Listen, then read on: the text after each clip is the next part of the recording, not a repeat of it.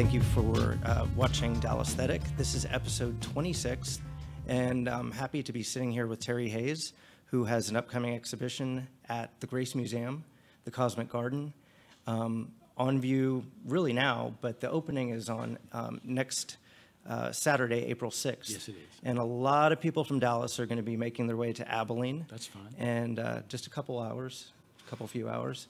And so I hope that some of you watching would join us in Abilene for this show that you've been working on for how many years? For a few, yes. And so, first of all, you work in a kind of different way than a lot of sculptors or painters. There's an amalgamation sort of the two disciplines in your work. How do you approach that? In the process, or yeah, well, or how do you approach your imagery, and like what gets you started? Well, like we've talked before, that I have, and you well know this, that I have two bodies of work that I've been working on for years: selective memory and irreversible change. So the selective memory is just simply a group of memories that I have when I was young, and some more contemporary. And those I will sort of handpick a few of those, and I will pursue those with ideas, and they in hopes that they will eventually manifest themselves into a piece. Some fall by the wayside, some really do materialize. And then there's irreversible change, and it's the body of work that was first inspired by just a series of catastrophic natural disasters that happened years ago. We just had a time period there where it seemed like there was a couple of years, 2010, 2009, 2010, 2011, that time period where there was just an abnormal amount. Typhoons and those began to influence a lot of the pieces that began to materialize. Outside of that, it's just trying to find a way to somehow put those ideas and thoughts together in a most unusual, as most unusual way as I possibly could. The theater has been a big influence for me. Yeah, tell me about that. Just the history of working, with the Dallas Opera, doing large sets for stage production. The models that the great designers would bring to us, these wonderful, beautiful, things that they would set in front of us and show the whole sort of opera in front of you, and they had little pieces where they would move around, and they were very inspiring. Those have been a big influence for and you'd worked in installation for quite a while, but I guess doing some of this stage work helped you stage the works in kind of a theatrical way. Yes, the work became much more theatrical. Yeah. I fought it for a while, and then I just let it sort of take over. The years of painting sets just finally took over, and I just let it go. And you can see some of the newer work is really becoming very theatrical, influenced by just the placement of things in front of each other on stage, stacking things on stage to create depth and illusions and just the magic of theater. Yeah. And whereas in theater, you might have, this set that from a distance is, pretty magnificent, but you work your way all the way in as a painter and go just as far into the piece as you possibly could. Yes, and sometimes you don't even know what the piece sits next to on stage, which is really crazy because you will have the artwork for a piece, and it will be a profile of a piece, and it will be painted, and then when it's complete, it will be sitting on stage next to a piece that you didn't even paint. Yeah. That somebody else painted or somebody else built. And I found all of that really interesting. The pieces could be painted separately, then assembled to make this magical sort of set. So well, and your works often appear to be, you expect a drama to unfold. I know. When you're stepping into one of your installations. What do you, So you're walking the line between painting and sculpture. There's no reason to, I guess, define, whether you're a painter or a sculptor. You're an artist. What are some of your imagery? We're looking at some pictures here. Those are the trees. But you've got tattoo culture, graffiti, Aboriginal culture. Right. What Chinese other costumes. Chinese right. costume, American, early American patterns in some of the work. Right. And you just mold it all together. It's all one world when you put it together. How did that come about? How did you become this person who mixes everything? Well, when I started painting sets years ago, I really did step away from my own personal artwork. Mm-hmm. And Kathy was the one that encouraged me to, you really do need to start getting back in your own work. So having left it behind for all those years, when I got back into it, I decided I wanted to do something just really different, something that maybe I wasn't familiar with, something new, something fresh. Yeah. So I really had to somehow just invent a way to start putting art together again. Yeah. With the influence of the theater in mind, I just began to collect things that I liked. We have an old black and white photocopy machine, so I would go through books and take photocopies and just save them. And then if I felt like going through my stack of images, I would just go through them and start putting together things that I liked. No rhyme or reason other than just, I think I can make that work. Sometimes I wasn't sure if I could make it work. So it was a real challenge. Yeah. To try to keep pushing through those different patterns and different colors and different images. And it was a really odd assortment of things too. It was street art and Chinese costumes and, like you say, Aboriginal work and things like that. So it was really interesting to try to find that new language that I could use to try to build these things. And then your color palette, it's almost every color, but I think of bright and energetic, and a lot of contrasting colors next to each other. That's something that I really enjoy and people tend to notice right away. How did that come about? I think just not being afraid to use color. Yeah. So, just not being afraid to try outrageous combinations. Yeah. Yeah. I think that's how. And then all of a sudden your personal preference and your education kicks in, mm-hmm. and you go, oh, that needs to be a little darker, or that needs to have more red in it, or that needs to be cooler, or that needs to be warmer.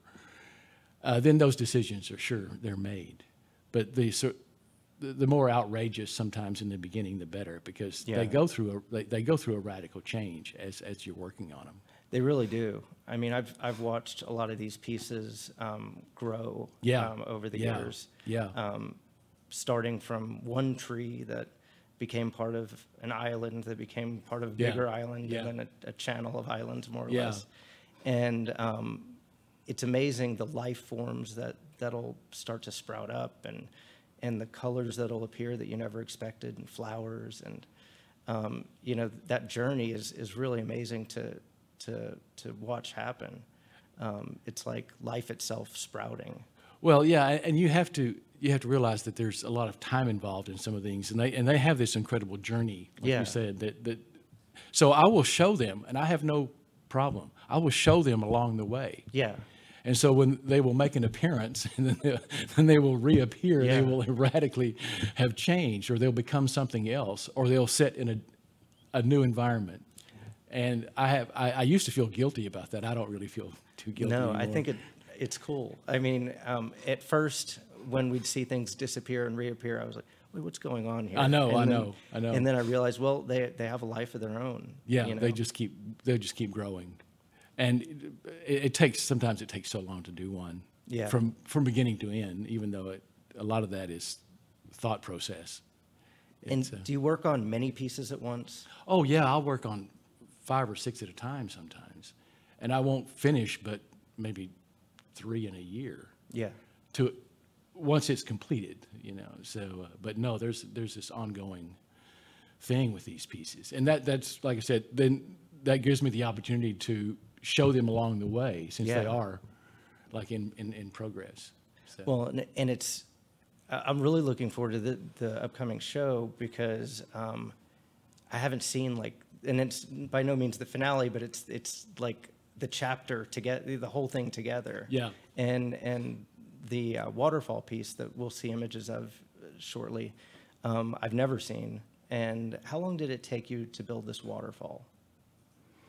I found the original image of the first paper photo, black and white photocopy, and I think it was like 2010 or something like that. It was maybe 2012. Yeah. So yeah, that was the very beginning of it. Wow. And things evolved around it as it was being built. And it sat idle for quite some time, because I think I mentioned this to you once. I mean, it really got complicated. Yeah. Because it had to be realized. You know, you got to a certain point. I couldn't figure out how to do it. Yeah. You know, and it was just got to the point where it was just so complicated. I wasn't quite sure I could get it done. So I know early on when we talked about having a bunch of these works together, there was this idea that you'd be kind of on a tour around seeing these magnificent sites, one after the next. I still think that that's something that people will experience as they walk through. But how else has it changed now that it's part of this exhibition at the Grace? What's the new concept with the Cosmic Garden? Well, I want to give Judy Deaton credit for first of all for the Cosmic Garden idea, and we have talked before that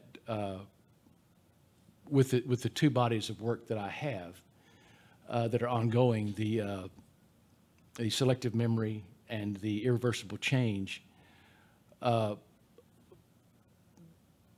She found the most interesting part of this body of work that I have wasn't the pieces that were about selective memory or the pieces that were about the irreversible change, was the fact that everything was funneled through the landscape. All of the ideas that I had, which fell under these categories and materialized into pieces, were all funneled through my love of and closeness to the landscape that I'm in.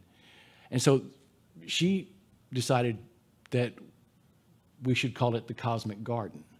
And I was all for it. Yeah. And so the difference really is that she's decided to, and I think she's right, to place more emphasis on the garden aspect of it, because that's the way the work materializes. Yeah. So the walking through is the walking through more of a garden now than anything else. So the political motivation or religious motivation or whatever is second to, or in addition to. Yeah. But the garden is what got her attention, the idea of the garden. So that's how the title came about. Well, and it seems like so obvious. Yeah, it's a landscape, but you've got all these features, and they're all going to have characteristics. You know, like any garden. You know, you've got different reasons for every element to be in existence, and so I see how the two ideas kind of work together. Yes, and that's pretty magnificent. And so the show's on the first floor of the museum. Yes. And that's a pretty big space. Yes, she gave me the whole main floor. Wow. Is the bulk of your work in this exhibition? Of the work yes. Wow. Yes. Yes. That's really something. You know, I've seen in the past several years a few of your shows that you've had, and always wondered what this, you know, what this mandala would look like with these trees, or what the island would look like with, you know, a waterfall. I mean, it should be quite magical, I would imagine. Are you still a little bit overwhelmed by the install? Yes, it was much bigger than it was much bigger than I ever even imagined. It was, but I have to thank everybody that helped. It really does take a team to put together a show like this. Yeah. And has some really great people helping me, and they all need to be thanked for all their hard work and patience in getting this thing up. So it was a little bigger than I imagined. Well, that's terrific, and thankfully it'll be up for several months. It goes through August 10th. Yes. Okay. So the Grace Museum is in Abilene. Whoop. Wow. Yeah. The Grace Museum is in Abilene. I'm shorter than everyone thought. No. I believe 22 Cypress is the address. It's in the downtown area of Abilene. Opening reception begins at 5 on the 6th. There'll be some remarks, I think, at 6 o'clock. I believe it's 6, yes. And Judy will talk. And it'll go for a while. And really recommend that people come out and see the show. I can't wait to see it. I've been waiting for this for years. And like any fantastic garden, I'm sure they're going to have to drag me out of it. But it'll be on view for some time, and Abilene is a few hours away from the Metroplex, closer to Fort Worth. So we hope to see people there. And in the meantime, Terry Hayes has work available online at terryhayes.com, right? Mm-hmm.